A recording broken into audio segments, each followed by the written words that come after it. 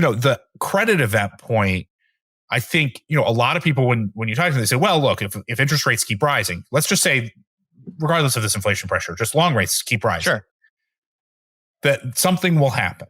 There will be a credit event, right, of some sort. Well, first of all, what I'd emphasize is first the rates rise, then a credit event happens, then rates fall, right? And so that's the ordering matters a lot, right? So if you are buying, unless you think that a credit event is emerging like today, which to be clear, we don't see it. Where's the credit event, right?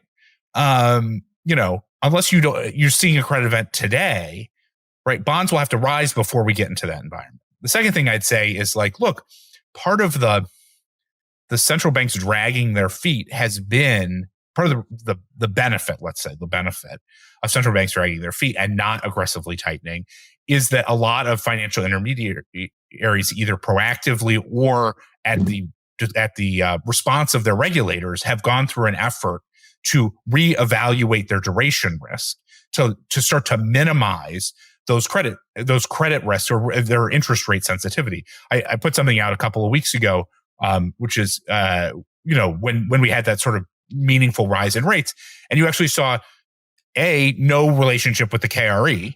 Interesting, right? If these banks were really had big bond risks, you'd expect the KRE to get crushed in response to rising rates. Not true. And then when you went under the hood, actually, it's not like there was a tail that was largely hedged and a tail that was highly sensitive. Essentially, no banks were sensitive to the rise in rates. And you don't want to create your bets on those banks using market information. But if you're trading the macro economy, you're trying to understand, is there going to be a broad credit event? There's no better lens to see that than the intermarket action between those things. And so what you're seeing is that I think is a very good indication of how, there was a scare. The regulators came in and the people and the entities proactively came in and said, we got to cut the duration risk. We are cutting the duration risk. They've done that.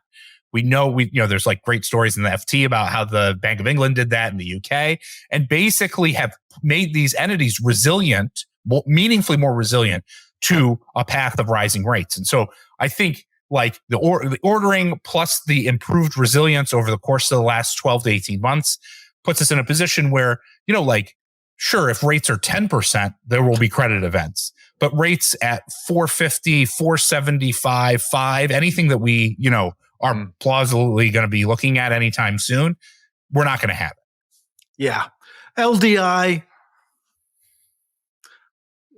SVB, man, I've lived through these things. I've sat at Solomon Brothers when the Treasury bond auction scandal happened. I saw when a regulator comes in and sort of makes you do stuff. I've lived through Drexel Burnham going out of business. These and what that did to the high yield market, what it did to, what the savings and loan unwind is, what long-term capital did during and that whole unwind. These institutions in Europe, in the UK, and the United States have had a hell of a couple of months. Every one of them has a regulator on site every day. Things change.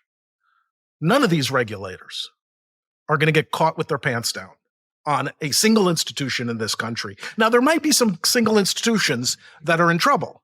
There always are.